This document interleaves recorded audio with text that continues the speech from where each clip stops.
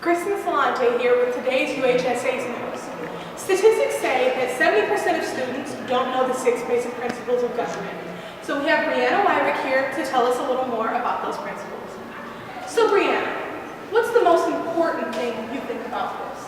Well, it's safe to say that our government does utilize and incorporate the 6 basic principles, especially considering that these same principles are what shape the government itself. And here's how.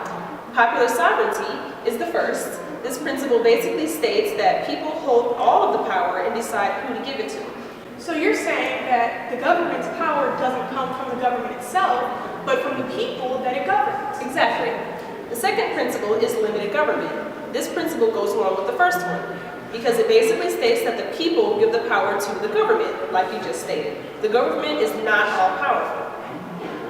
The third one is separation of powers. This principle states that the power is divided through 3 branches of government. This concept is included in each state constitution as well. So what are the 3 branches of government? Executive, legislative, and judicial.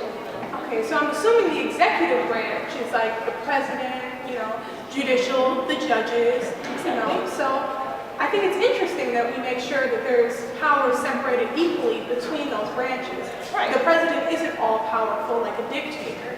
Exactly. Next, we have checks and balances. This principle means that each branch is subject to a number of restraints, which is the checks part.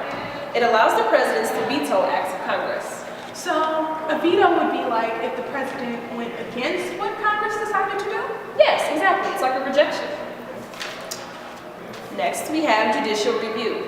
This principle is the power of the courts to determine whether or not an act is constitutional, specifically done by the government. It is the power to declare certain acts illegal.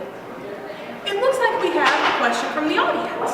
Yes? What about federalism? Isn't that when the power is split some kind of way or something? Well, actually, that's my last point. Federalism is a principle, which is the division of power among a central government and several regional governments. So it makes sure that the power is shared equally between the people and the government. Exactly. Well, I feel like we've learned quite a lot today. And thank you, Brianna, for sharing all your knowledge. Tune in next time for UHSA's News.